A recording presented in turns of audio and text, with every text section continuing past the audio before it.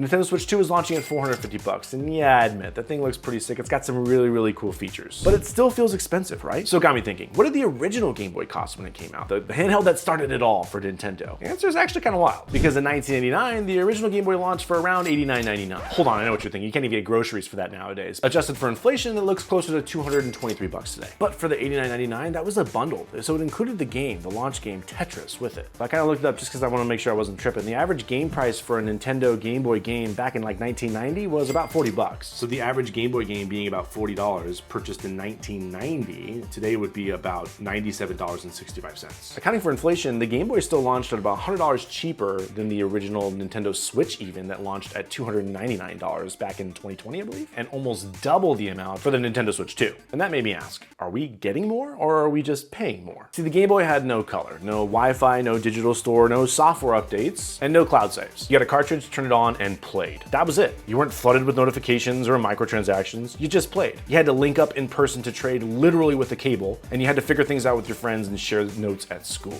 And I know this may sound weird, but the games are actually mine. Like, I own them. I'm not waiting for some cloud server to activate for me to actually play the game. It's right here, right in front of my face. No one can take it away from me. Because if I'm reading this right, with the new Nintendo Switch games, you don't actually own the cartridge. Even if you do go and buy the actual cartridge itself, you're not getting the physical copy of the game. It's just access to the game on your device. That's crazy to me. I just want to own the physical copy of the game. Maybe that doesn't bug you guys, but that bugs me. And the Switch 2, it's got an 8-inch 1080p LCD screen. Yeah, naturally, of course, they include an LCD screen as opposed to an OLED, so they can sell you in a Switch 2 OLED here in a little bit. Bluetooth audio, digital storefronts, voice chat, motion control, emulators, 256 gigabytes of storage. It's got an accelerometer, a gyroscope, and you can use the freaking controllers as a mouse. The difference is night and day on paper. Like, yeah, sure, today we get access to more content and features and benefits that we didn't have access to before, but the feeling has changed. Yeah, the Switch 2 is bigger, it's louder, it's more advanced, but is it better? Does that always make it better? I don't know. It doesn't really feel good. The Game Boy gave us less, but somehow feels like it gave us more. I'm still playing this thing 30 years later. It's absolutely insane to think that I have this console that I had since I was a kid, and I choose to pick that up over the newest, latest, and greatest all the time. The Game Boy gave us less on paper, but somehow gave us more. And maybe that's why it feels so priceless. Drop a like or a comment if you remember when gaming just felt different.